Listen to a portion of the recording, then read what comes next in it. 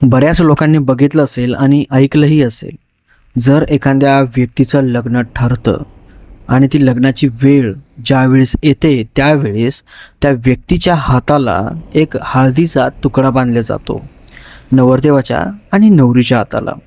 आणि जेव्हा तो तुकड्या बांधल्या जातो तेव्हापासून तो तुकडा हातातला सोडेपर्यंत त्याला घराच्या बाहेर निघू देत नाहीत किंवा त्याला अनोन व्यक्तीसोबत बोलू देत नाहीत किंवा अशी एखादी गोष्ट करू देत नाहीत की जी गोष्ट धोक्याची ठरू शकते.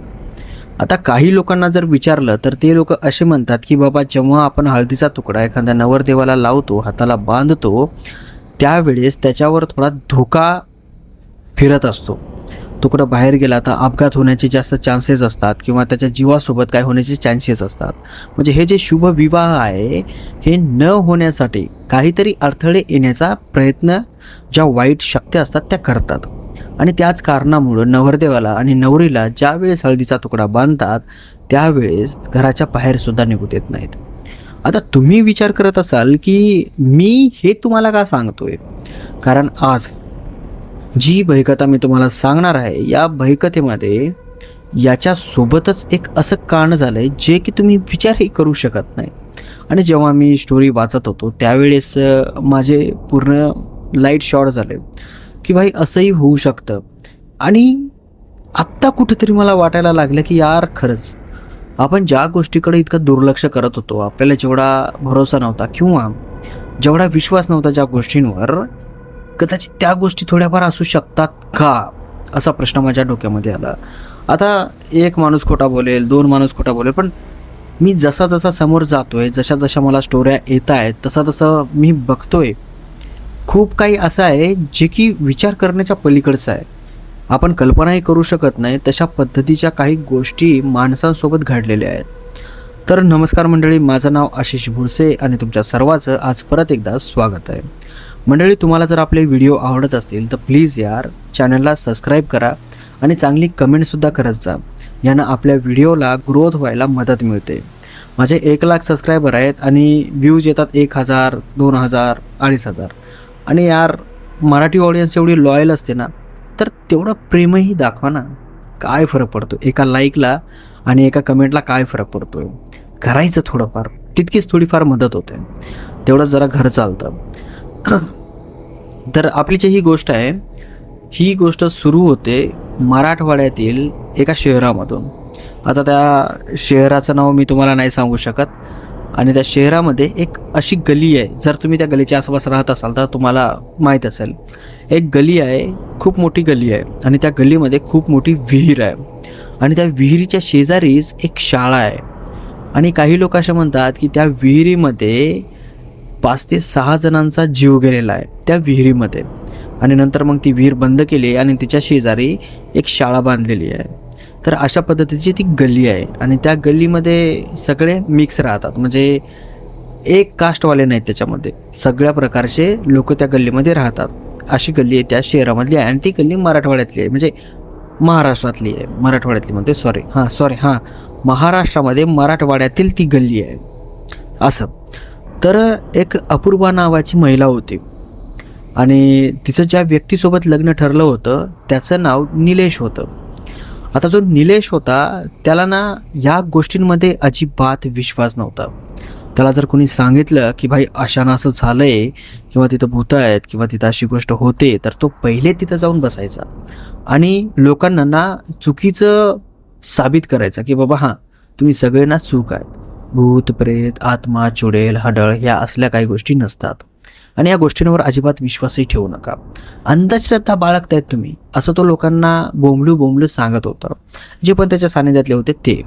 आता जी अपूर्वा होती तिला देवाचा एवढा जास्त नाद होता, म्हणजे ती इतकं की ती प्रत्येक टायमाला देवाचा विचार करायची. भक्त खूप मोठी होती, तिला देवाची पूजा करायला, देवाचं करायला खूप जास्त आवडायचं आणि तिचं नेचरही तेवढं सुंदरही होतं बरं का. ती कोणासोबत बोलायची नाही, भांडायची नाही, जास्त जवळही जायची नाही आणि कोणाला जवळ येऊही द्यायची नाही. ती तशा पद्धतीची मुलगी होती. आणि जो निलेश होता हा बिलकुल नास्तिक, याला कुठल्याच गोष्टीमध्ये विश्वास नव्हता. मॅजिकल गोष्टी म्हणलं की याच्या अंगाला काटा यायचा. याला प्रॅक्टिकल गोष्टीमध्ये जास्त विश्वास होता, काम करणं, पैसा कमावणं, या जगामध्ये जगणं. अशा पद्धतीचा त्याचा माइंडसेट आणि अपूर्वाचा माइंडसेट सगळं काही देवानंच केलं आहे. देवाची कृपा असेल तर खूप काही चांगलं होतं आणि देवाचा जर प्रकोप असेल तर खूप काही वाईटही होतं असं अपूर्वाला वाटायचं आणि या दोघां जणांचं लग्न ठरतं. आता अपूर्वा दिसायला छान होती, निलेशही दिसायला छान होता, चांगली नोकरी होती निलेशला आणि अपूर्वा ही आता जॉईनिंग झाली होती नोकरीसाठी. पण निलेशचं असं म्हणणं होतं की बाई तू नोकरी करू नको, तू फक्त आपलं घर सांभाळ. अपूर्वा म्हणले की ठीक आहे, काही विषय नाही, मी नोकरी सोडून देते, मला नोकरी करायचीही नाही. तर अशा पद्धतीचं यांचं भेटणं झालं आणि यांचं लग्नही ठरलं. आता लग्न ठरल्याच्या नंतर जी अपूर्वा निलेशसोबत बोलायची तर अपूर्वा निलेशला देवाच्या गोष्टी सांगायची. तर निलेश देवाच्या गोष्टींना खोटं ठरवण्याचा फुल प्रयत्न करायचा, पण त्याच्याच्यानं ते व्हायचं नाही. कारण की अपूर्वाचा जो अभ्यास होता शास्त्राचा, देवाचा, हा खूप जास्त होता आणि जो निलेश होता तो प्रॅक्टिकली होता. जे काय असतं जगण्यासाठी गरजेचं तेवढंच त्याला माहिती होतं. पण त्याच्या मनामध्ये हट्ट होता की नाही, या ज्या काल्पनिक गोष्टी आहेत ना, ह्या गोष्टी नाही आहेत. अशा पद्धतीचं त्याचं डोकं होतं. तर यांचं लग्न ठरलं. लग्न ठरल्याच्या नंतर लग्नाची तारीख जवळ येते. मग जे समोरचे कार्यक्रम वगैरे असतात ते कार्यक्रम सुरू होतात. आता कार्यक्रम सुरू झाल्याच्या नंतर जी हळद हाताला बांधतात ना, तो कार्यक्रम होतो. आणि तो कार्यक्रम झाल्याच्या नंतर जो निलेश आहे त्याला त्याचे घरचे म्हणतात की नीलू आता घराच्या बाहेर निघू नकोस बरं का, एकदा हा हळदीचा तुकडा हातातला निघेपर्यंत. निलेश म्हणला की का, आता तो हे काढा पहिलाच. आता घरचे म्हणले की तू निघू नको, फक्त धोका असतो जीवाला. आता असं म्हणल्याच्या नंतर निलेश कावचाळला. तो म्हणला की नाही, मला आता जाऊन यायचे, मला इथून जाऊन यायचे, मला तिथून जाऊन यायचे, असं तो म्हणला. आता त्याची जी आई होती ती थोडी इनोसेंट होती. ती निलेश जवळ आली, त्याला म्हणले की बाबा निलू, तुला जर घालायचं नसेल ना तर नको घालू, काय प्रॉब्लेम नाही, पण तू माझ्यावर प्रेम करतो ना बाळा, माझी इज्जत करतोस ना तू, तुला वाटतं का की मला त्रास व्हावा म्हणून? इतके दिवस मी तुला काय म्हणलं नाही, पण माझ्यासाठी हातामध्ये घाल आणि 2-4 दिवसाची तर गोष्ट आहे ना, तू बाहेर निघू नकोस, काय फरक पडतोय? आता निलेश त्याच्या आईच्या तोंडाकडे बघतो. आई, फक्त मी तुझ्यासाठी करतोय, मला ना काहीच गरज नाही आहे आणि मला या गोष्टींवर विश्वास नाही, हे तुला पक्का माहिती आहे. त्याची आई म्हणते की हा बाळा, मला माहिती आहे, तू घाल. निलेश ते हळकुंड बांधतं आणि चालतो त्याचा कार्यक्रम. मग हळद बांधल्याच्या नंतर काही घंटे जातात आणि काही घंट्याच्या नंतर निलेशला एक फोन येतो आणि जसा तो फोन निलेशला येतो, फोन उचलतो आणि समोरचा जो व्यक्ती जे काय बोलतो ते ऐकल्याच्या नंतर निलेशच्या डोक्याला घाम सुटतो. त्याच्या चेहऱ्यावरचा जो रंग आहे तो पूर्णपणे उडून जातो. आता ते जे निलेशचा अवतार होता, चेहरा होता, ते बघून कोणालाही समजणार की हां काहीतरी प्रॉब्लेम झालेली आहे, त्या कारणामुळेच याचा जो चेहरा आहे हा पूर्णपणे उतरलेला आहे. त्याला विचारलं की काय झालं. निलेश थोडा शांत राहिला आणि शांत राहिल्याच्या नंतर तो म्हणला की माझा एक मित्र माझ्या लग्नामध्ये येत होता, त्याचा ॲक्सिडेंट झाला आहे आणि मला त्याला आणायला जायचं आहे. आता जे बाकीचे होते निलेशसोबतचे ते म्हणले की बाबा आम्ही जातो, तू कशाला जातो आहेस? निलेश म्हणला की का, मी का नको जाऊ, अरे माझा क्लोज फ्रेंड आहे तो, मी जर तिथं नाही गेलो त्याला कसं वाईट वाटणार ना, त्याला त्याचं मन दुखणार, मला जावं लागेल ना. आता निलेशची आई म्हणते की बघ तुझ्या हाताला हळद बांधलेली आहे, तू नको जाऊ, दुसरं कुणाला तरी पाठव, खूप आहेत ना तुझे भाऊ आहेत, माऊस भाऊ आहेत, मित्र आहेत दुसरे पण, त्यांना पाठव ना तू. आता असं म्हणल्याच्या नंतर निलेशचा पारा चढला. तो आईला म्हणला की आई गप्प बसतो, तुझं ऐकून आतापर्यंत राहिलो, तिकडे माझा मित्र मरतोय आणि तू म्हणते की जायचं नाही म्हणून, मी मानत नाही, तू गप्प बस, मला काय बोलू नकोस. निलेश शर्ट बदलतो, गाडीला किक मारतो आणि निघतो. तिथं गेल्याच्या नंतर बघतो तर त्याच्या मित्राची हालत खूप बेकार झालेली असते, त्याला मोठ्या टिप्परनं धडक मारलेली असते, त्याचं अर्ध शरीर सगळं चेंदडा झाल्यासारखं होतं. आता तसं झाल्याच्या नंतर त्याच्या घरचे जे होते त्याच्या मित्राच्या, ते पण तिथं आलेले होते, निलेश पण तिथं आला होता. सगळ्यांनी त्याला हॉस्पिटलमध्ये नेलं, त्याचा विलाज करण्याचा प्रयत्न केला. पण आता तुम्ही विचार करा ना की अर्ध शरीर चेंदडा झालं होतं कमरापासून खाली, तर तो वाचणं शक्य नाही आहे. इतकं शरीर खराब झाल्याच्या नंतर काय, म्हणजे ह्या मांड्याच्या खालून जे मेन पार्ट असतो त्याच्या खालून त्या मांड्याच्या असतात, अर्ध्या मांड्या पूर्ण अशा चिथळा झाल्या आणि तो इतकं जास्त त्याचं ब्लड व्हायलं की ते शक्यच नव्हतं वाचणं.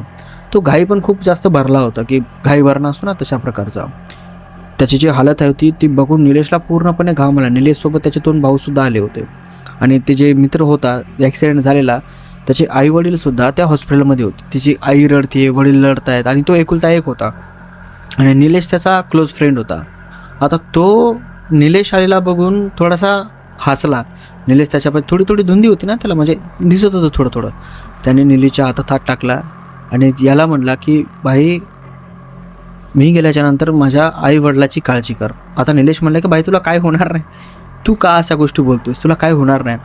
असं बोलणं आणि तो वारणं संगत झाला. त्याने त्याचा जीव सोडून दिला. आता तो जो होता तो एकुलता एक होता. त्याच्या आई वडिलांना ना बहीण होती ना भाऊ होता. आता हे सगळं झाल्याच्या नंतर निलेशच्या डोक्यामध्ये फार जास्त टेन्शन. त्याच्या डोळ्यासमोर ते चाललेलं, त्याचं ते शरीर चंदळ झालेलं. त्याने याच्या हातात हात धरलेला. तो याला बोललेला की माझ्या आईवडिलांची काळजी करण्याला मी एकलाच आहे, मी गेल्याच्यानंतर त्यांना कोणी नाही. ह्या सगळ्या गोष्टी त्याच्या डोक्यामध्ये फिरत आहेत. हा तिथं थांबल्याच्या नंतर 1-1.5 घंट्याच्या नंतर घराकडे आला. घरी बसला तर त्याच्या डोळ्यासमोरून ते सगळं दृश्य जातच नव्हतं.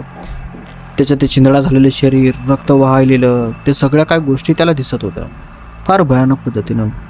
आता त्या पुऱ्या त्याच्यात ते गुंग झालेला तो पूर्ण. आता हा हूं करता त्याचं लग्न होतं. लग्न झाल्याच्या नंतर त्याची बायको घरी येते. सगळं काय सुरळीत चालतं. कंप्लीट 1 महिना होता त्याच्या लग्नाला. सगळ्या गोष्टी व्यवस्थितशीर चालू असतात. तो ऑफिसला जातो, काम करतो, घरी येतो. त्याची वाईफ जी आहे ती घर सांभाळते. आता याच्या घरामध्ये याची एक बहीण होती, आई वडील आणि बायको. याचा एक मोठा भाऊ पण होता. त्याचं लग्न झालेलं होतं पण तो थोडा बाहेर गावी राहायचा. त्याचं जिथं जॉब होती त्या जागेवर तो राहायचा. आता याच्यासोबत फक्त याची आई वडील आणि याची बायको आणि म्हणजे याच्या घरामध्ये टोटल 4 मेंबर राहायचे. तर 1 महिना गेलता, सुरळीत सगळं काय वातावरण होतं, काय प्रॉब्लेम होतं काय नव्हतं. आता 1 महिन्याच्या नंतर हळूहळू ज्या गोष्टी हा विसरला होता त्याच्या मित्राच्या, त्या गोष्टी याला आठवायला लागल्या. आणि त्या गोष्टी एवढ्या जास्त आठवायला लागल्या की जशा की आपण एखादी गोष्ट आत्ता बघितली आहे तर ती गोष्ट कशी ताजी आठवणीमध्ये खेळते, तशा प्रकारे याच्या डोक्यामध्ये ते चित्र खेळू लागलं. याला असं वाटू लागलं की तो ॲक्सिडेंट मी आताच बघितला आहे, म्हणजे आताच तो झाला आहे, मी बघितला आहे, मी नेमकंच त्या हॉस्पिटलच्या बाहेर येऊन बसलो आहे असं याला वाटायला लागलं. आणि ते फील व्हायला लागलं. तशा प्रकारचा याला घाम यायला लागला, याचा BP वाढायला लागला, याचं हार्टबीट धकधक करायला लागले. हा ऑफिसमध्ये 1-2दा उठून थंडगार पाणी पिऊ लागला. ज्याच्या ऑफिसचा जो साईडचा याचा मित्र असतो तो विचारतो की अरे काय झालं निल्या, तुला असं करायला काय झालं. तर त्याने सांगितलं त्याला की अरे आपला जे अभिषेक मित्र होता ना त्याचा ॲक्सिडेंट झाला होता. आता हे ज्याला सांगतोय त्याला बरोबर आठवत नाही की अभिषेकचा कसा ॲक्सिडेंट झाला होता म्हणून.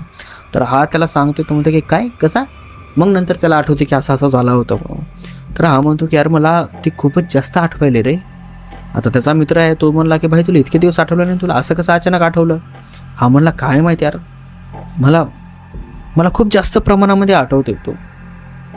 माझ्या डोळ्यासमोरून ना ते चित्र जातच नाही यार. तो माझ्याकडं बघतोय, माझ्या हातात हात देऊन बोलतोय, त्याची आई रडते, त्याचे वडील, ते पूर्ण इन्व्हायरमेंट ना माझ्या डोक्यामध्ये खेळते. मला फार भीती वाटते. आणि गेले 2 दिवस झाले असं माझ्यासोबत होते. का होत असेल. त्याचा जो मित्र आहे तो याला म्हणला की यार तू ना जास्त ओव्हर थिंकिंग करत असेल. कसं आहे, तो तुझा क्लोज फ्रेंड होता, मी मान्य करतो, पण इट्स ओके. तो गेला, त्याची लाईफ संपली. त्याचे जे आई वडील आहेत ते जगतायत, तू जगतोय, तुझं लग्न झालं आहे, 1 महिना झाला आहे तुझ्या लग्नाला. आणि या 1 महिन्यामध्ये तुला काय प्रॉब्लेम झाले नाही. गेले 2 दिवसापासून तुला काय नवीन प्रॉब्लेम सुटली, तुला काय उघडा फुटला याचा. तो म्हणतो की यार मला माहिती नाही, मी विसरण्याचा प्रयत्न करतोय, पण यार ह्या गोष्टी मला आठवत आहेत. काय करू मला काय समजत नाही आहे. हा म्हणला की तू टेन्शन नको घेऊ, सगळं काय ठीक होईल. आता जो निलेश होता तो थोडी ड्रिंक बी करायचा.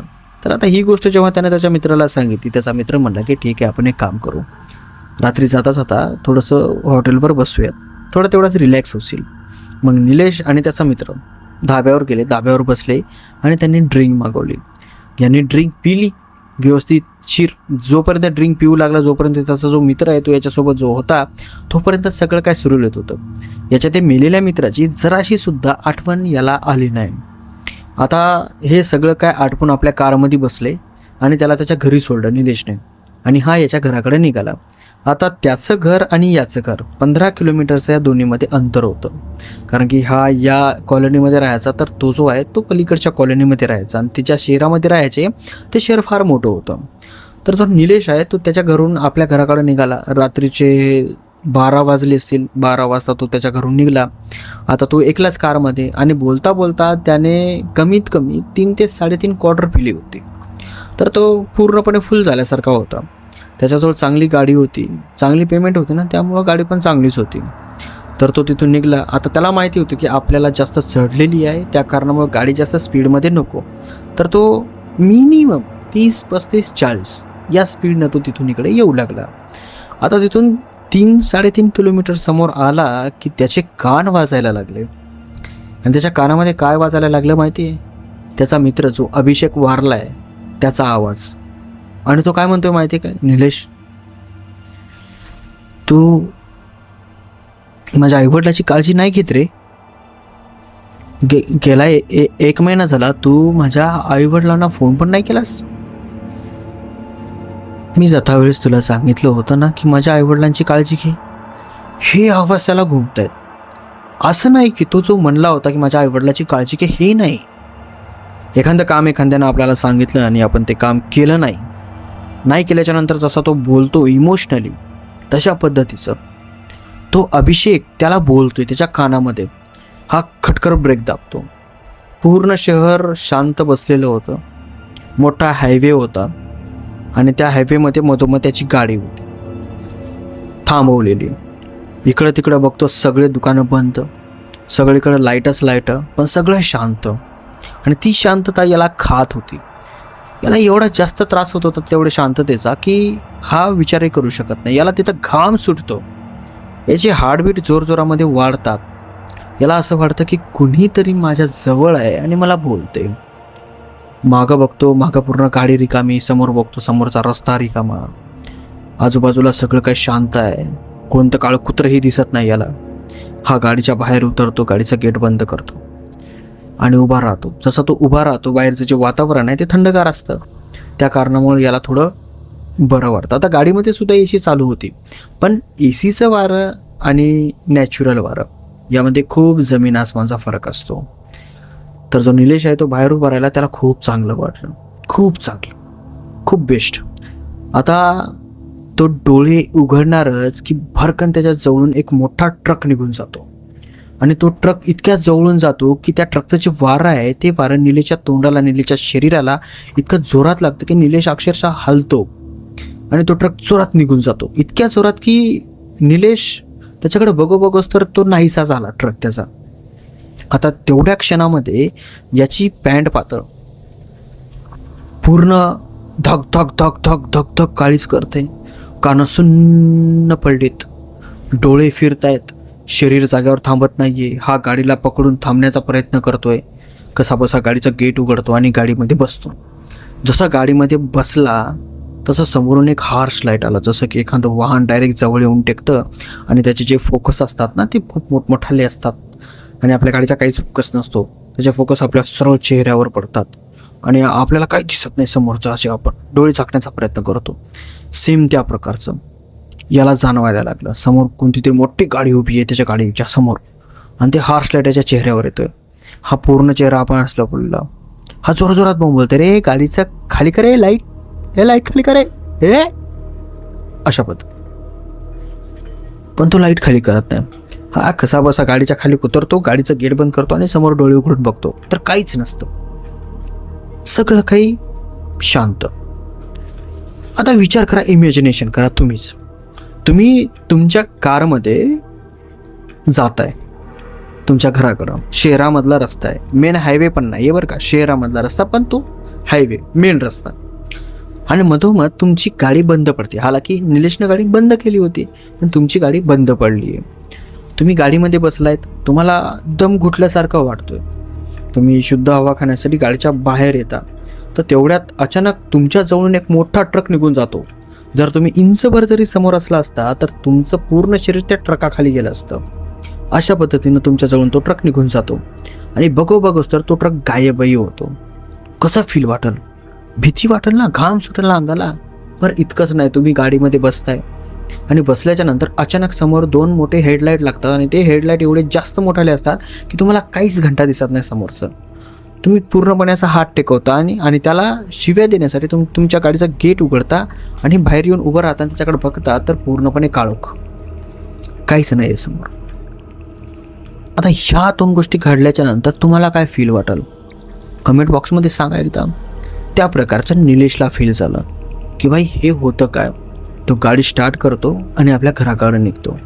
जसा घरापाशी तो जातो तसा त्याच्या कानावर परत आवाज येतो, निलेश तू हे चांगलं नाही केलंस बरं का, माझ्या आईवडिलाची काळजी घ्यायला पाहिजे होती, हे तू बरं नाही केलंस. असा आवाज. हा पूर्णपणे घाबरला, गाडीच्या बाहेर आला, याची जी ऑफिसची बॅग आहे ती हातामध्ये घेतली, इकडे तिकडे बघतो कोणी दिसत नाही, याला गल्लीतले कुत्रे याला भोगतायत. हा त्या कुत्र्याकडे नजरअंदाज करतो आणि गाडीकडे बघत बघत आपल्या घराकडे निघतो. त्यानं जसं घराचं गेट उघडलं आणि परत गाडीकडं वळून बघितलं तर त्या गाडीमध्ये त्याला तो अभिषेक दिसल्यासारखा दिसला बसलेला. हा पूर्णपणे घाबरला, त्याच्या अंगाला काटा सुटला. हा पळत पळत घरात गेला. घराचा दरवाजा लावलेला असतो. आता याच्या घराला डोरबेल होती वाजवायची, पण हा डोरबेल न वाजवता धड धड धड धड धड धड धड धड घराचा दरवाजा वाजवला जोरजोरामध्ये. आता इकडच्या साईडला त्याच्या आईवडिलाची बेडरूम होते. त्याचे वडील उठतात, लाईट लावतात आणि खाली बघतात तर निलेश दरवाजा वाजवतोय. त्याचे वडील त्याच्या बायकोला म्हणतात की अगं आपलं निलोय, जा पटकर दरवाजा उघड, काय झालं ते बघ. याची बायको खाली जाते, दरवाजा उघडते आणि त्याला म्हणते का काय झालं तुम्हाला, तुम्ही असे काय येतात. निलेश पूर्णपणे घामाजोकळे झालेलं, त्याला काय सुधरत नाही. तो गडबडीनं घरात येतो, बॅग टाकून देतो एकीकडं, तिला म्हणतो की मला झोपायचं, पटकर चाल, मला झोपायचं. असा पटपट तो रूममध्ये जातो आणि पलंगावर जातो. पलंगावर गेल्याच्या नंतर तो बूट काढत नाही, काय नाही, तसाच झोपी जातो आणि अंगावर पांघरून घेऊन जातो एकदम खुंडूमंडू हो. त्याची बायको येते, त्याचे बूट त्याच्या पायातले बाहेर काढते, सॉक्स बाहेर काढते आणि बाजूला ठेवून देते आणि ती सुद्धा त्याच्या साईडला झोपते. आता ती जेव्हा त्याच्या शरीराला हात लावते, त्याचं शरीर एवढं जास्त तापलेलं असतं, खूप जास्त, खूप खूप एक्स्ट्रीम लेवलवर त्याचं शरीर तापलेलं असतं. ती उठते आणि टॅबलेट आणते, त्याला म्हणते की तू टॅबलेट खा, तुला ताप आली आहे. हा म्हणलं की नाही नाही नको नको नको, मी पांघरुणाच्या बाहेर येत नाही, तो आलाय, तो आलाय असं म्हणतो तो. ही म्हणते काय झालं, कोण आलंय. अपूर्वा पूर्णपणे कन्फ्यूज की निलेश असा का बोलतोय म्हणून, कोण आलंय, तो आलाय कोण. अपूर्वा म्हणते निलू कोणीच नाहीये, फक्त मी आहे रूममध्ये, एकदा पांघरून तोंडावरचं काढून तर बघ. तो हळूवार पांघरून असं खाली करतो आणि वर बघतो तर अपूर्वा.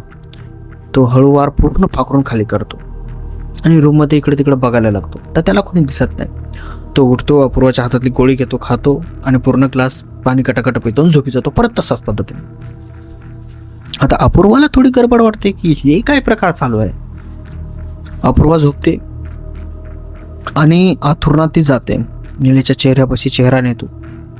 निलेशला खूप जास्त प्रमाणात थंडी वाजत असते आणि ॲक्च्युली त्या दिवसामध्ये गरमी होती, म्हणजे थंडी अशी होती की बाहेरचं थोडंफार वदाळ पडतं मध्यरात्री तशा पद्धतीचं. म्हणजे उन्हाळ्यामध्ये 12 वाजता कशी थंडी वाढते, हिरवे म्हणजे हलकं हलकं थंड थंड वारं राहतं, त्या वाऱ्याने कशी थंडी वाजते आपल्याला 12 वाजता.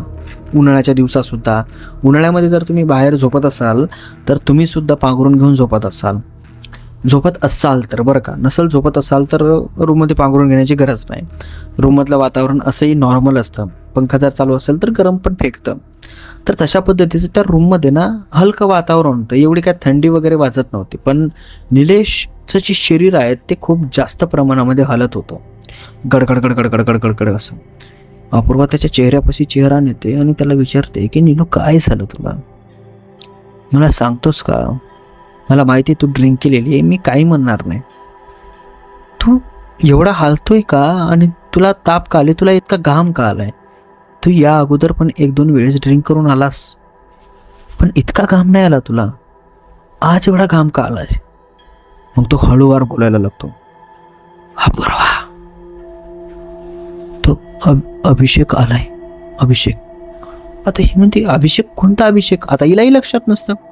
मग तो सांगतो की आपलं जेव्हा लग्न होत होतं, मी तुला सांगितलं होतं की माझ्या मित्राचा ॲक्सिडेंट झाला आहे. मग तेव्हा अपूर्वामध्ये हां अच्छा तो अभिषेक का. मग पुढं तो म्हणतो की त्याने माझ्याकडून एक वचन घेतलं होतं मरताना, की मी गेल्याच्या नंतर माझ्या आईवडिलाची काळजी घे. पण तो अचानकच आला आणि मला म्हणायला लागला की तू हे बरं नाही केलंस. अपूर्वा म्हणली की मग एक काम करा ना, उद्या सकाळी जाऊ ना त्यांच्या घरून. हा म्हणलं की हा असं कसं शक्य आहे? अगे ह्या गोष्टी नसतात का? कुठून काय मला काय समजत नाही. मला डॉक्टरकडे जावं लागेल. माझं ना मानसिक संतुलन बरोबर नाही. माझ्या डोक्यामध्ये इतका लोड जास्त आहे ना की माझं हॅल्युसिनेशन व्हायलंय. तरी पण तो त्या गोष्टींवर विश्वास ठेवतच नाही. म्हणजे त्याचा विश्वास अजूनही बसत नाही त्या गोष्टींवर. अपूर्वा म्हणते की बघा तसं काही नसतं. काही खरंच असेल तुम्ही का नाही जाऊन बघा तर खरं. मग नाही बोल नको, झोप झोप झोप असं करतो आणि अपूर्वाला तो झोपी घालतो आणि हाही झोपी जातो. सकाळ होते. सकाळ झाल्याच्या नंतर याची सगळी डोक्यातली उतरते. याच्या अंगावरचे कपडे तसे असतात. उठतो आणि अंगावरचे कपडे बघतो. तर तो म्हणतो अपूर्वाला की अपूर्वा मी रात्री जरा जास्त नाटक केलं का? अपूर्वाला तो म्हणायला लागला. अपूर्वा म्हणते की हां थोडंफार जास्तच केल्यासारखं केलं आहे. म्हणतो की यार सॉरी यार, जरा जास्त झालं असेल तर सॉरी. मग अपूर्वा म्हणते की नीलो तू रात्री म्हणत होता की तुझा मित्र अभिषेक आलाय परत. तो म्हणत होता की तू बरं नाही केलंस. हा पूर्णपणे शांत झाला. हा म्हणला की यार मला तसं वाटतंय पण माझ्या डोक्याचा काहीतरी लोचा असेल. मला असं वाटतं ना की मी हॉस्पिटलमध्ये एकदा जाऊन यावं. आणि तो ॲक्च्युली सगळं आपलं आवरून ना ऑफिसला जाण्याऐवजी तो हॉस्पिटलला जातो. मानसिक रोगी ज्या हॉस्पिटलमध्ये जातात, ज्या डॉक्टरांना भेटतात त्यांच्याकडे तो जातो आणि त्यांना ह्या सगळ्या प्रॉब्लेम सांगतो. तर डॉक्टर म्हणतात की होऊ शकतं तुमच्या मनाचा काही भास होऊ शकतो किंवा तुमच्या डोक्यामध्ये जे ट्रेस आहे, जे टेन्शन आहे, त्या टेन्शनामुळं तुमचं जे डोकं आहे त्या काही गोष्टी क्रिएट करू शकतं. तर मीही एवढी गॅरंटी नाही देऊ शकत की त्या गोष्टी आहेत किंवा नाहीत म्हणून, बट अशा काही गोष्टी होऊ शकतात असं तो डॉक्टर याला म्हणला. तर मी काय टॅबलेट वगैरे देतो, काही इंजेक्शन्स वगैरे देतो, मेडिकल वगैरे ते सगळं काय तुम्ही एकदा घेऊन बघा, ट्राय करा. आराम भेटला तर ठीक, नाहीतर आपण बरंच काही ट्रीटमेंट करण्याचा प्रयत्न करूया. निलेश म्हणा ठीक आहे. तो मेडिकल घेतो आणि आपल्या घराकडे निघून येतो. तो ऑफिसला गेलाच नव्हता ना आणि घरी सांगितलं नव्हतं. घरी फक्त एवढं म्हणलं होता की मी दवाखान्यात जावं असं मला वाटतंय. तर तो दवाखान्यातून सरळ घराकडे येतो. डॉक्टर म्हणला की थोडा रेस्ट करा, ऑफिसवरून 3-4 दिवस सुट्ट्या काढा, कारण की तुमच्या डोक्याला खूप जास्त लोड आहे आणि त्याच कारणामुळं तुमचं डोकं हॅल्युसिनेशन असं तयार करतं आहे. भास मराठीमध्ये म्हणायचं म्हणलं तर हा सरळ घरी येतो. घरी आल्याच्यानंतर अपूर्वा आश्चर्यचकित की तुम्ही ऑफिसला गेले नाहीत. तो अपूर्वाला म्हणतो की नाही मी ऑफिसला नाही गेलो, मी घराकडे चालू आहे. डॉक्टरांनी मला 4-5 दिवस आराम करायला सांगितलं आहे. आता तो जसा घरामध्ये येतो ना तशी त्याला एक स्मेल येते आणि तो वास घ्यायला लागतो. एखाद्या वेळेस कसं आपण घरामध्ये आल्याच्यानंतर आपल्याला अचानक एखादी वेगळी स्मेल आल्याच्यानंतर आपण कसं वास घेतो आणि असं विचित्र प्रकारचं तोंड करतो, सेम त्या प्रकारचं तो करायला लागला. अपूर्वा त्याला म्हणते की काय झालं नीलो, तू असं काय करतोयस? निलेश अपूर्वाला म्हणतो की अपूर्वा तुला स्मेल येते का ग? खूप घाण स्मेल यायली आहे. अपूर्वा म्हणते नाही तर अजिबात नाही. तेवढ्यात निलेशचे वडील खाली येतात. निलेशचे वडील म्हणतात काय झालं, तू ऑफिसला नाही गेलास? अपूर्वा म्हणते की नाही त्यांची तब्येत थोडी खराब आहे, त्यामुळे त्यांना आराम करायचा आहे, 2-3 दिवस जाणार नाहीत. त्याचे वडील म्हणतात ठीक आहे. तर त्याचे वडील बाहेर जात असतात. तर जो निलेश आहे तो त्याच्या वडिलाला म्हणतो की बाबा तुम्हाला स्मेल यायली का? तो म्हणतो की कसली स्मेल? एकदम घाणेरडी स्मेल. खूप म्हणजे असं की एखादं जनावर मेलंय आणि ती सडून त्याची जी स्मेल येते ना तशा प्रकारची स्मेल. खूप बेकार स्मेल यायली आहे. तुम्हाला यायली आहे का? हा म्हणतो नाही मला येत नाही आहे. का? तुला कुठून येते? हा म्हणतो काय माहीत पण मला खूप जोरात येते. तो जातो, बॅग वगैरे ठेवतो, फ्रेश होतो आणि अपूर्वाला म्हणतो मला जेवायला वाढा. आता तो हातपाय धुयेपर्यंत, फ्रेश होईपर्यंत, याचं जेवण वाढेपर्यंत याला जी स्मेल येऊ लागली ती एकसारखीच येऊ लागली. तो तोंडाला ना हात लावू लागला, हात रुमाल लावू लागला, दस्ती बांधू लागला. तो आला, बसला आणि त्याने 2-3 घास खाल्ले. तर त्याच्या तोंडावर तो असा हात खायचा आणि असा हा रुमाल, खायचा घास आणि परत असा रुमाल. अपूर्वा त्याला म्हणते की काय निलो, काय नाटकं लावलेत तू हे? बरं तुला वास येतोय ना, मी इथं रूम फ्रेशनर मारते, थांब. अपूर्वा गेली, रूम फ्रेशनरची एक बॉटल बाहेर आणली आणि त्याच्या भोवताल सगळीकडे रूम फ्रेशनरची ते स्प्रे केला. मग थोडं ते जे स्मेल येऊ लागली ती थोडीशी कंट्रोलमध्ये झाली. मग त्यानं ते तोंडाचं काढलं. मग हां आता ठीक आहे.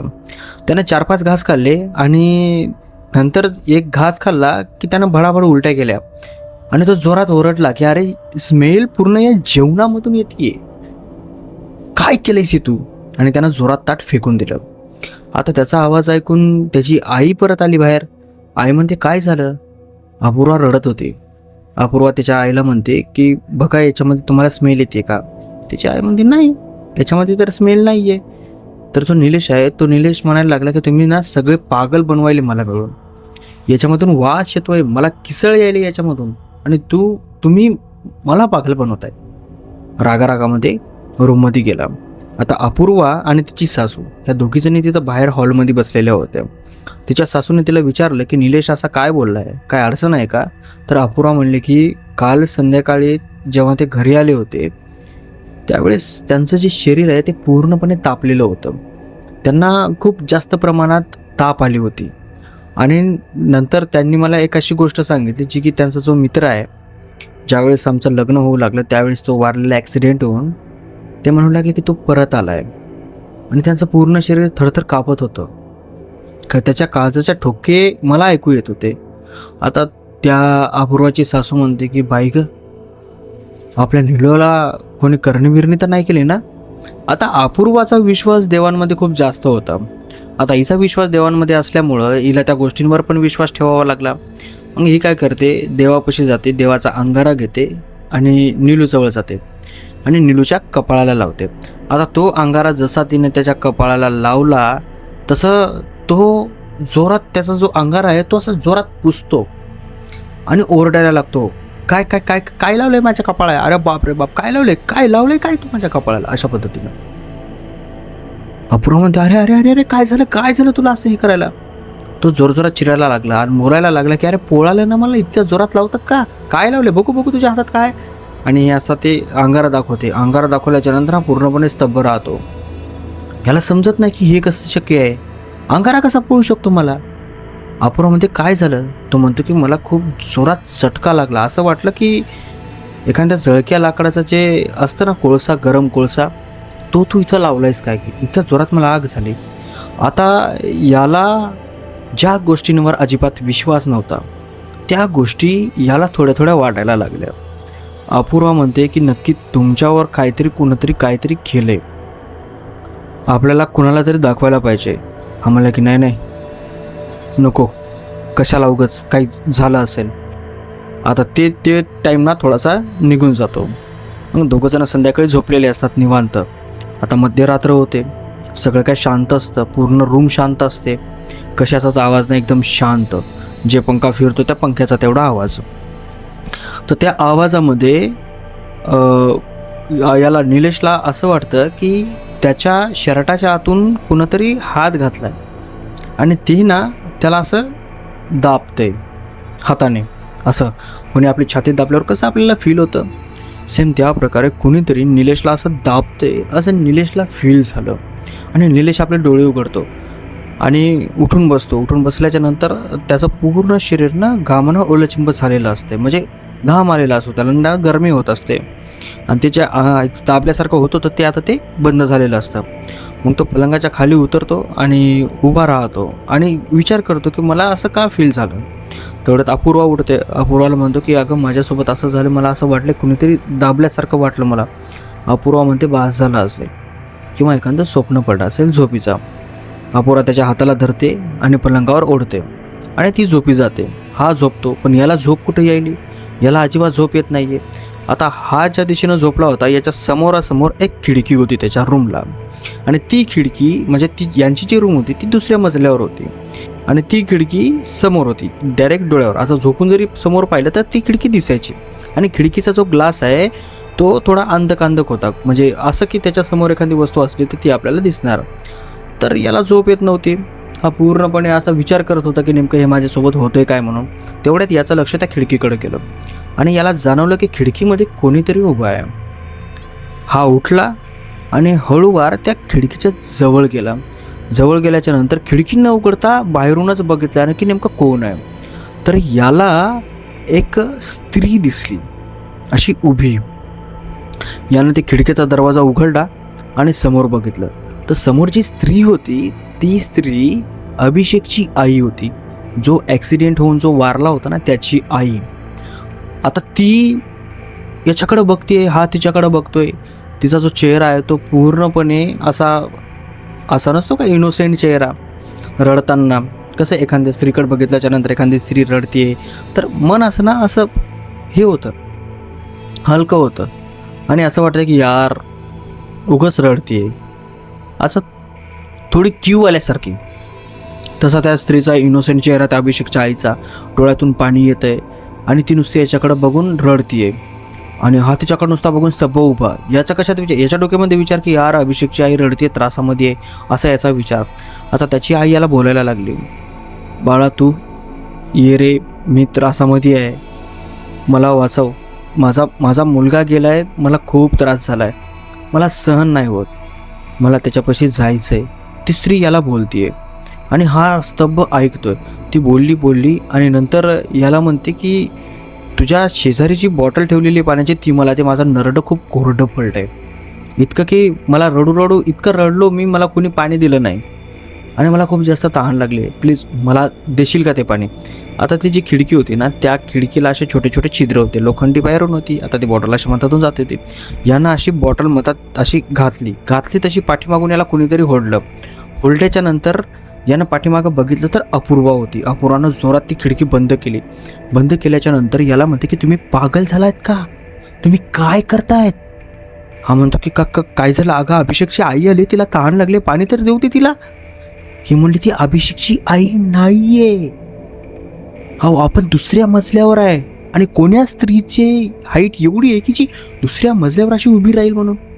याच्या अंगाचं पूर्ण पाणी, हा पूर्णपणे कन्फ्यूज. हा त्या खिडकीकडे बघतो आणि याच्या डोळ्यासमोर तिचे स्त्री होती ती वाऱ्यामध्ये विलीन होते. हा पूर्णपणे शॉक झाला, याचे डोळे फिरायला लागले, चक्रा यायला लागल्या. हा भस्कर खाली बसला. खाली बसल्याच्या नंतर याला पलंगावर बसवल्याच्या नंतर याला रिलॅक्स केलं आणि ती रात्र तिथे झोपलेच नाही.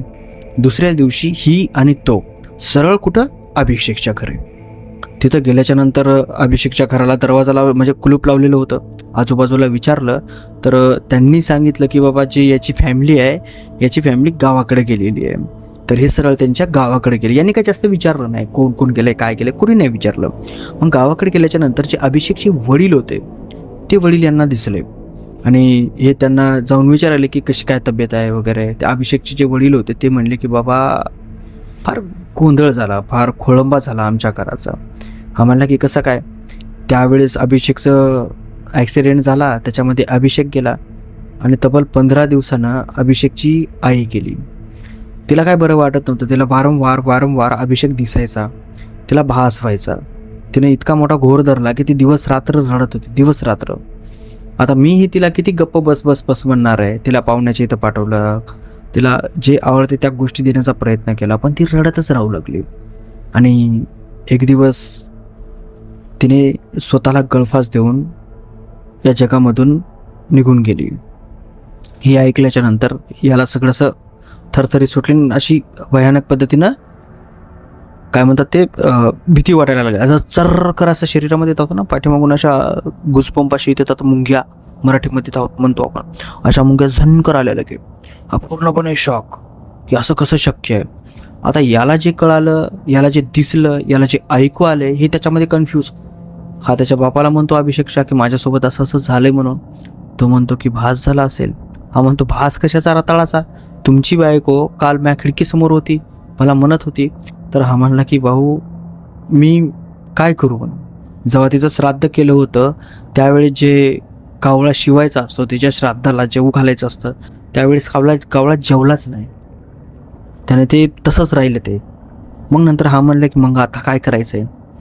मग अभिषेकचा जो वडील आहे तो निलेश आणि अपूर्वा एका पंडिताजवळ गेले. तिथं सांगितलं की बाबा जो अंतिम संस्कार आहे तो परिपूर्ण झाला नाही, तर त्याच्यासाठी काय करावे लागेल. आणि त्या पंडिताने सांगितलं होतं, जो पंडित अंतिम संस्कार करत होता तो, बघा जर शिवलं तर ठीक, नाही तर मग सोडून द्या. आता तोही जास्त विश्वास करायचा नाही. ज्या पंडिताने अगोदर अभिषेकच्या आईचा अंतिम संस्कार केला होता तो पंडित, तो नवीन पंडित असल्यासारखा होता. पण आता हे ज्या पंडिताजवळ गेले होते तो पूर्णपणे सुशिक्षित आणि अनुभवी पंडित होता. तो म्हणला की एक इच्छा असती माणसांची, जर माणसाची इच्छा पूर्ण झाली नाही तर त्याचं जे आत्मा आहे ती आत्मा या जगामध्ये भटकत असते, आणि जर त्याची इच्छा पूर्ण झाली तर ती आत्मा या जगामधून निघून जाते. आणि इच्छा पूर्ण कशी करायची, जर ती आत्मा कोणाच्या स्वप्नामध्ये कोणाला दिसत असेल किंवा काही भास होत असतील किंवा काय आठवत असेल, तर ते त्या माणसानं त्याच्या वयाच्या माणसासोबत काहीतरी केलं पाहिजे की जे त्याला पाहिजे होतं ते. नंतर त्या आत्म्याची म्हणजे तिचे अंतविधी काय असतं त्याला, आताच म्हणलो नाही यार, ते जे काय असतं ते पूजापाठ करायची आणि नंतर त्याला ती पाठवून द्यायचं. नंतर तो जी आत्मा आहे ती निघून जाते, असं त्या पंडितने सांगितलं. तर यांना असं वाटलं की यार जे अभिषेकची भास जे आहे तो झाला होता याला, तो असं म्हणत होता तू माझ्या आईवडिलाकडे गेला नाही, त्यांची काळजी घेतली नाही. आणि नंतर त्याची आई म्हणत होती की तुम्हाला पाणी पास, माझं नरडं कोरडं पलटंय. तर याने काय केलं की जे म्हातारे माणसं असतात, म्हातारे बाया माणसं, यांना याने जेव घातलं आणि त्यांना कपडे वगैरे केले आणि त्यांना चांगलं ट्रीट केलं. सोबत ते अभिषेकचे वडीलसुद्धा होते. आणि नंतर मग तो जो अंतिम संस्काराची विधी आहे ती विधी पार केली. नंतर जो तो पितर असतो त्या पितरला कावळा येतो, खातो आणि निघून जातो. तेव्हा कुठंतरी तो पंडित म्हणतो की हां आता सगळं काही ठीक झालेलं आहे, आता तुम्हाला जे पण त्रास होत होता तो सगळा काय त्रास आता निघून गेला, आता तुम्हाला पुन्हा त्रास तसा होणार नाही. आता जे अभिषेकचे वडील होते ते विचित्रपणाने याच्याकडे बघू लागले, निलेशकडं, की हे कसं शक्य आहे. म्हणजे ते अशा पद्धतीनं पाहू लागले की त्यांच्या नजरेमधून याला आणि याच्या बायकोला असं वाटत होतं की याला काय फरकच पडला नाही या सगळ्या गोष्टींचा. याला एक तर नवलही वाटलं नाही आणि याला काय फरकही पडला नाही. मग तिथून ते दोघंही जण आपल्या घराकडे येतात.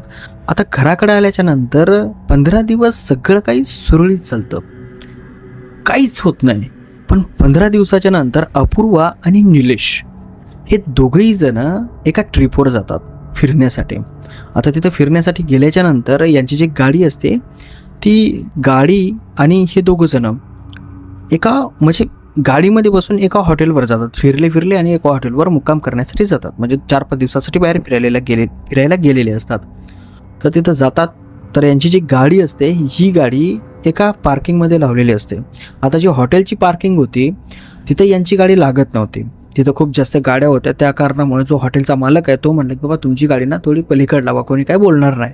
तर यांची गाडी ना पार्किंगच्या थोडीशी समोर लावली. आता समोर लावल्याच्या नंतर हे दोघंही जण गाडीच्या खाली उतरतात, हॉटेलमध्ये जातात, फ्रेश होतात, जेवण वगैरे करतात आणि झोपी जातात.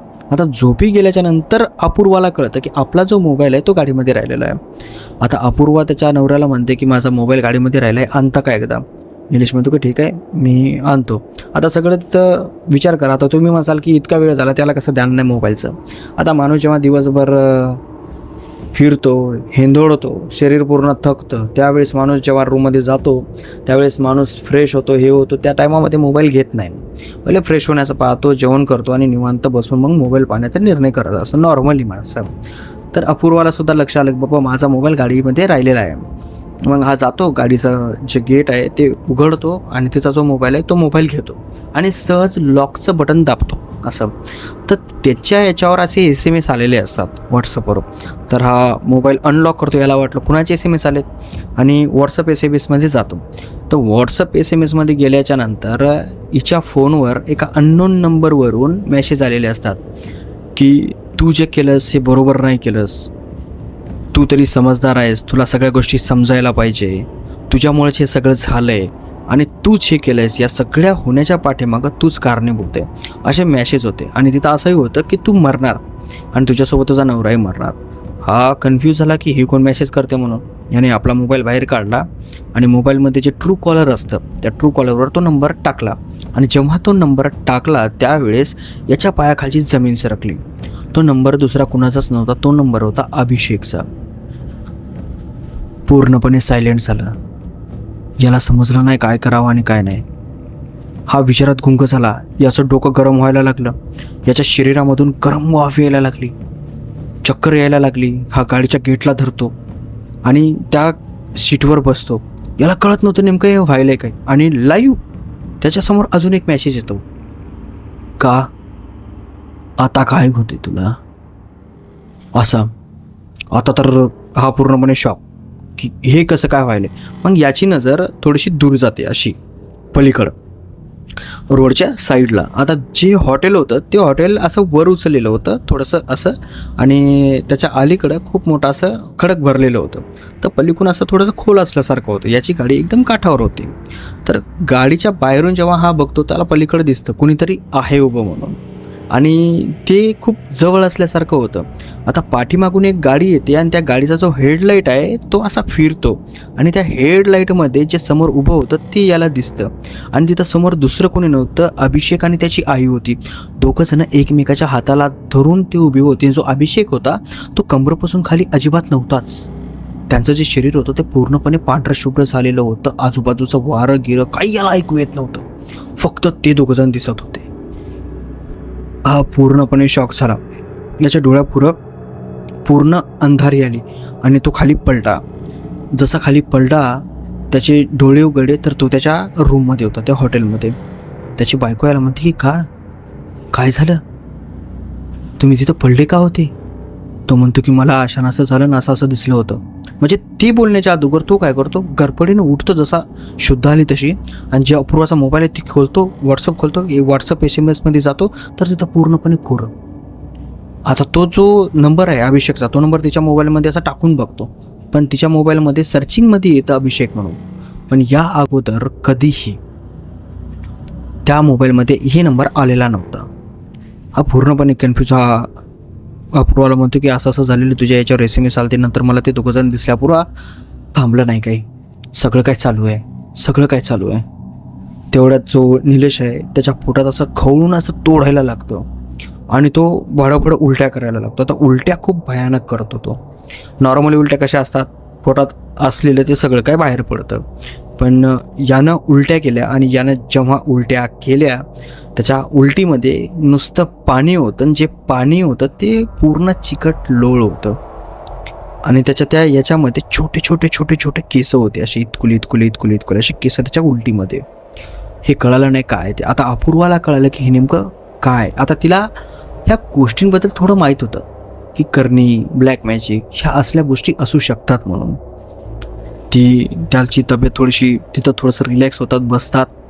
आणि दुसऱ्या दिवशी लगेच अपूर्वा एका माणसासोबत कॉन्टॅक्ट साधते की बाबा ज्याला जादूटोणं माहीत आहे त्याला. तर हे दोघेही जण त्याच्यापाशी जातात. त्याला म्हणतात की अशा प्रॉब्लेम्स व्हायल्यात, असं झालं. म्हणतात 15 दिवस सगळं काय ठीक होतं, परत असं झालं आहे. तर तो माणूस म्हणतो की मी ट्राय करून बघतो काय झालं काय नाही ते. आता दिसते तर तसंच, ज्या काय तुम्ही गोष्टी मला सांगितल्या त्या सगळ्या गोष्टी त्या गोष्टीसोबत रिलेटेड आहेत, करणी बाता या गोष्टीपासून. तर मी ट्राय करून बघतो, राहते न राहते किंवा फरक पडतो न पडतो म्हणून बघायला काय हरकत आहे आपल्याला. तो माणूस यांना असा म्हणला. आता तो माणूस यांना एक तारीख देतो. यांना म्हणतो की या जागेवर या, इथं तुम्ही एक बारी करा आणि बारी केल्याच्या नंतर तुम्हाला ज्या काय प्रॉब्लेम आहेत त्या मी तुम्हाला सांगतो. येताना 25-30 लिंबू घेऊन या आणि जे मेंढीचं दूध असतं ते दूध घेऊन या. मग यांनी ते सगळं अरेंज केलं आणि त्या तारखेला तिथं गेले. तो एक दर्गा असल्यासारखा होता. तिथं गेल्याच्या नंतर त्याने काही मंत्र वगैरे वाचले, ते झाडफूक केली याची, याला सांगितलं आणि याला असं सांगितलं की बाई तुझ्यावर केलेलं आहे आणि हे जर दूर करायचं असेल तर तुला इथं कम्प्लिटली 5 वेळा यावं लागेल. आता निलेश जो होता त्याला सुरुवातीला अजिबात विश्वास नव्हता या असल्या सगळ्या गोष्टींवर, पण जेव्हा त्याच्यासोबत घडलं तेव्हा त्याला विश्वास झाला की भाई अशा काहीतरी गोष्टी असू शकतात. आणि बरेचसे लोक बी असे आहेत की त्यांना माहिती आहे की ह्या असल्या काही गोष्टी असतात पण ते विश्वास करत नाहीत. आता थोडाफार त्यातला मी सुद्धा आहे. माझ्यासोबत असं काही घडलं नाही, पण मला थोडाफार तरी म्हणजे आहे की बाबा असू शकते. कसं आहे, ह्या सगळ्या गोष्टी नसल्या तरी नजर ही अशी गोष्ट आहे जी खूप वाईट असते. तर यालासुद्धा तसं वाटायला लागलं की बाई या गोष्टी अशा आहेत. आणि याने ते सगळं सांगितलं, जेव्हा देवाचा अंगारा घेतो ते गरम लागतो, असं होतं तसं होतं. आणि तो जो तांत्रिक आहे त्याने पूर्णपणे सांगितलं की भाई तुझ्यावर केलेलं आहे आणि खूप स्ट्रॉंग केलेलं आहे. आणि हे जे आहे ना, हे जोपर्यंत थांबणार नव्हतं, जोपर्यंत तुझा जीव जाईल. बरं तर तू टाईम असताना माझ्याकडे आलास. आणि हे जे आहे ना, हे बदल्यातून केलेलं आहे. आणि हे जे केलं आहे ना, त्याचं मी तुला नाव सांगतो. जेव्हा त्यानं हे नाव सांगितलं याला कुणं केलं आहे म्हणून, त्यावेळेस याचे पूर्ण लाईटं लागतात की कशामुळं झालं आहे, का झालं आहे, काहून झालं आहे. त्यानं नाव सांगितलं त्या अभिषेकच्या वडिलाचं, त्यांनी याच्यावर केलं म्हणून. आता हा पूर्णपणे कन्फ्यूज की असं का केलं, मी काय बिघडवलं त्यांचं. तर तो जो तांत्रिक आहे त्याने त्याला स्पष्ट सांगितलं. तो खूप विद्वान तांत्रिक होता, म्हणजे त्याला सगळ्या गोष्टी माहिती होत्या. तर तो म्हणला की तुझ्यामुळं त्याचं काहीतरी नुकसान झालं आहे आणि त्या नुकसानाची भरपाई म्हणून तो तुझा जीव घेतो आहे. आणि ही जी तंत्रक्रिया आहे ही काय तेवढी पण घातक नाही आहे जेवढी घातक असायला पाहिजे. नॉर्मल आहे, याच्या पलीकडे तो जाऊ शकत नाही. पण त्याला काय माहीत तू माझ्यापाशी आला आहेस किंवा हे सगळं काय थांबणार आहे. तर मी याला तोडणार आहे. तुला 5 वेळा इथे यावे लागेल आणि मी ज्या क्रिया सांगेन तुला त्या क्रिया कराव्या लागतील. तर 5 वेळास तू बारीक करशील, त्यावेळेस तुझ्या मागची ही सगळी पिढा निघून जाईल. आता सुरुवात आतापासूनच आहे. तुला आतापासूनच हे भास वगैरे यायला बंद पडतील. आणि तुझं नुकसान ज्याच्यामुळं झालं आहे त्याच्याकडे तू परत जाऊ नको किंवा त्याला तू कधी भेटू नको. त्याला जर तू परत कधी भेटशील तर त्याला कन्फर्मेशन होईल की तुझ्या काहीच झालेलं नाही आहे. तो परत प्रयत्न करेल आणि तुला परत इथं यावं लागेल. त्यासाठी मी तुला एक दोरा देतो, जेणेकरून या दोऱ्यामुळं तुझ्या अवतीभोवती पूर्ण सुरक्षा कवच झाल्यासारखं होईल आणि तू सुरक्षित राहशील थोडासा. आता जेव्हा त्याचं नाव कळालं तेव्हा या दोघा जणांच्या डोक्यामध्ये आलं की बाबा जे अभिषेकचे वडील असतात त्यांच्या मनामध्ये असा गैरसमज झाला की याच्या लग्नाला जाता जाता जो माझा मुलगा आहे तो वारला आणि माझा मुलगा वारल्यामुळं माझी जी पत्नी आहे तिनं सुद्धा आत्महत्या केली. तर त्यानं त्या दोघांचा बदला म्हणून याला जीव घेण्यासाठी याच्यावर करणेबाधा केली. पण हा वाचला. तर अशा केसेसमध्ये नेमकं काय म्हणावं की बाबा ह्या गोष्टी का करायच्या. मला असं वाटतं ना की काही गोष्टी होत आहेत तर त्याच्या पाठीमागं नशीब असतं, वेळ असते किंवा आपलंच डोकं असतं किंवा आपलाच निर्णय असतो. तर ह्या गोष्टी नाही करायच्या. कोणाचा सुखी परिवार आपण छोट्या किंवा आपल्या अहंकारासाठी म्हणा किंवा आपल्या बदल्यासाठी म्हणा का खराब करायचं. आपण विसरू का शकत नाही. पण तसं म्हणावं तर कसं विसरणार यार. त्याला त्यांच्याशिवाय दुसरा कोणी नव्हतं, त्यांनी ते केलं. ठीक आहे, तेव्हापासून यांनाही काय प्रॉब्लेम नाही, त्यालाही काय प्रॉब्लेम नाही. नंतर 3 वर्षाच्या नंतर यांच्या कानावर आलं की जे अभिषेकचे वडील होते ते सुद्धा एक्सपायर झाले. त्यांना रात्रात अटॅक आला आणि ते जगामधून निघून गेले. तर आता जो निलेश आणि अपूर्व आहे ते सुरक्षित आहे, चांगले आहेत. आणि ही स्टोरी आपल्याला निलेशने पाठवलेली आहे. तर भाऊ धन्यवाद. आणि सुरुवातीला म्हणणार होतो की हां ठीक आहे, ओके, बाकी सगळे सिक्रेट ठेवूयात, एवढंच. आता स्टोरी जर चांगली वाटली असेल स्टोरीला लाईक करा, चॅनलला सबस्क्राईब करा. आणि जर तुमच्यापाशी एखादी स्टोरी असेल तर खाली डिस्क्रिप्शनमध्ये माझा व्हॉट्सअप नंबर दिलेला आहे, त्यावर तुम्ही तुमची स्टोरी मला शेअर करू शकता. मला भेटूया समोरच्या स्टोरीमध्ये. तोपर्यंत जय हिंद, जय महाराष्ट्र.